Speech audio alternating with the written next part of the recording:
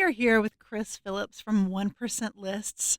Chris and his company offer a 1% commission on real estate listings.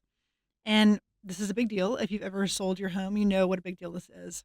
So we've been talking through several different sort of considerations around this topic. This is this is just one video out of the whole series we've done. So if you are interested in this topic, we highly recommend that you go back and watch all of them. In this episode, we're talking about pain points, and we're specifically hitting on the ones nobody wants to talk about. So let's start with Zillow referral fees. Okay, so Soapbox. so first of all, tell us what this. Let's start there. Tell us what this is. So Zillow, much like Realtor.com, much like Redfin, much like Homes.com, has a feed that reads the multi-list data Yeah. and pulls it out, and then they publish it for the public. Okay. Okay. Zillow, and I'm going to try not to rant in this in this segment. Okay. They charge agents.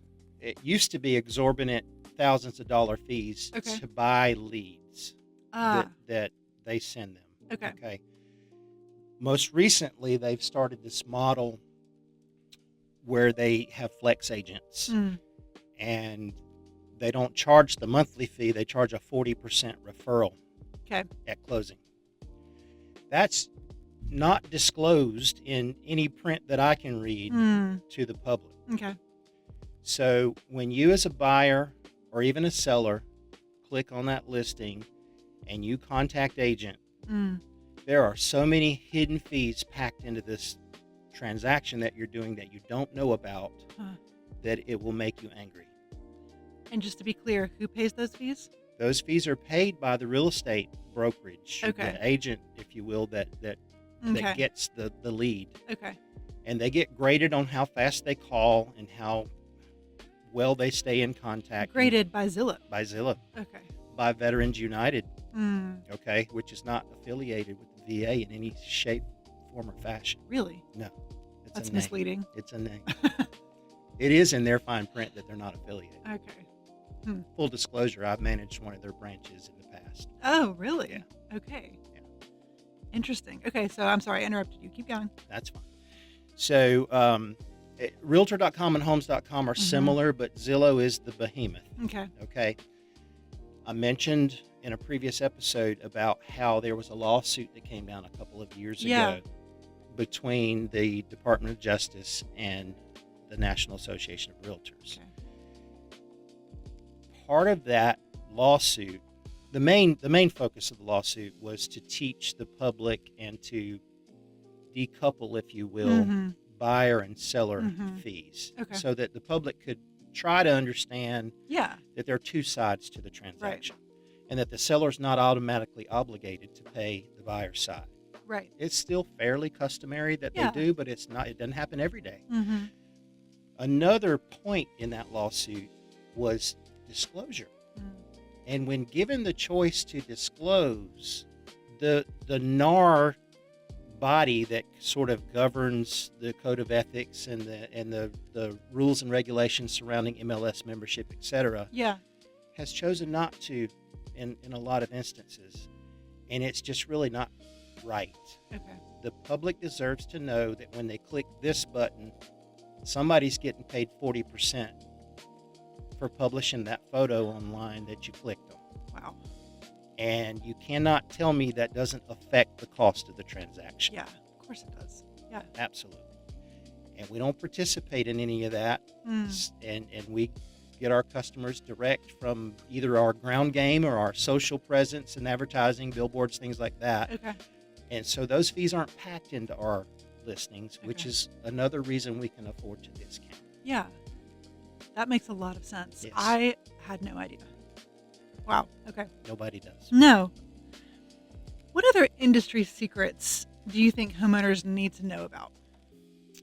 I don't know that they're necessarily industry secrets, but there needs to be a full-scale effort by the industry to teach the public how the industry functions, how it works. Yeah. But it's been shrouded in mud, gray area, secrecy, that's if you Mhm. will. Mhm. I'm not trying to be a conspiracy theorist, Sure.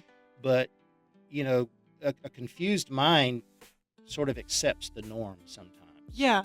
So if you don't know how it works and you don't have the time or want to put Mhm. in the effort to figure out how it works, Mhm. you sort of just take it. Yeah.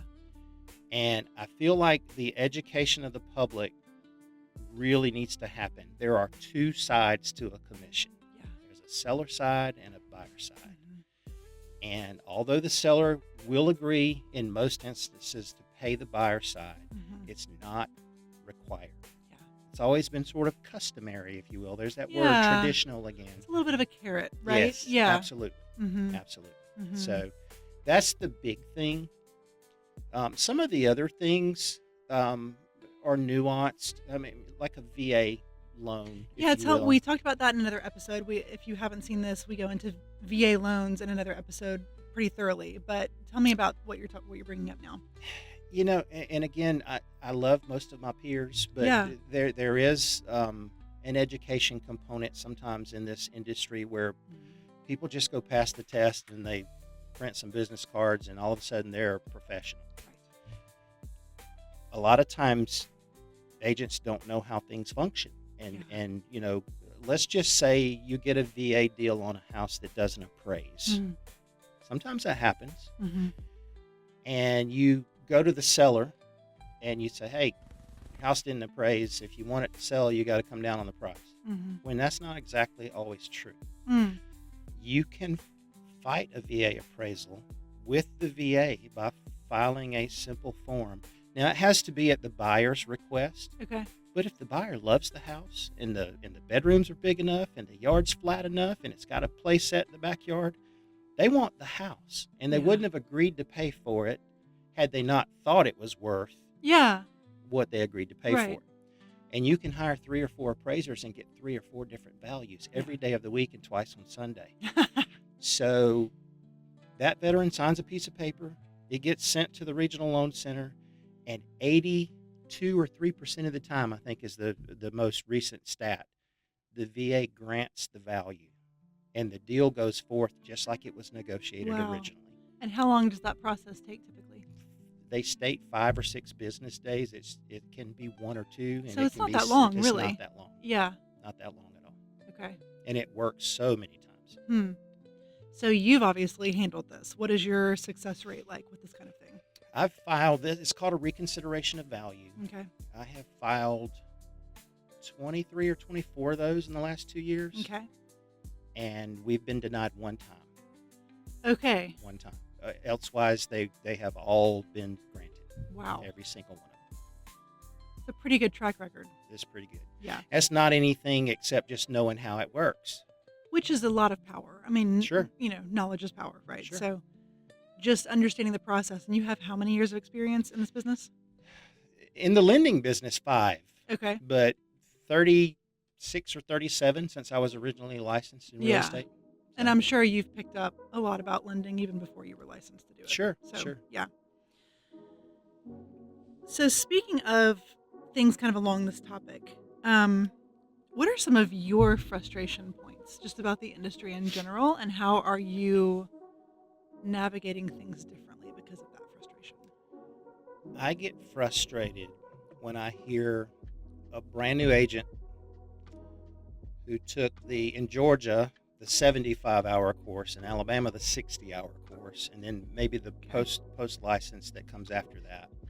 They print their business cards, and they get on social and become a keyboard warrior and talk about how they know their worth, and they're not going to discount themselves and be worth less than, just because we're discounters, less than what they think they're worth. Okay. I make more money per hour than the closing attorney, and maybe even probably not my cancer doctor, but maybe my PCP. Yeah. You know what I mean? Yeah. So it's just really, it's a pet peeve of mine. Secondary to that is the non-disclosure in this business. People ought to know what's affecting the cost of their transaction. Yeah. I mean, they really need to know. Yeah. So those things are top of mind when you ask me that question. Yeah. We've been talking with Chris Phillips from 1% Lists. We're doing a whole series of videos, so if you haven't seen all of them, please do. We're addressing all kinds of issues related to real estate transactions, specifically commissions on the listing side. Chris's website, if you want to learn more, is whatis1percentlists.com. Go check it out. We've been talking about everything from what it actually means to have a 1% fee to VA loans, equity, the kind of dirty secrets of the industry that homeowners don't know but should. And we have more coming down the pipe. So stay with us and check out Chris's website. He's a great guy to know if you're looking at selling your house.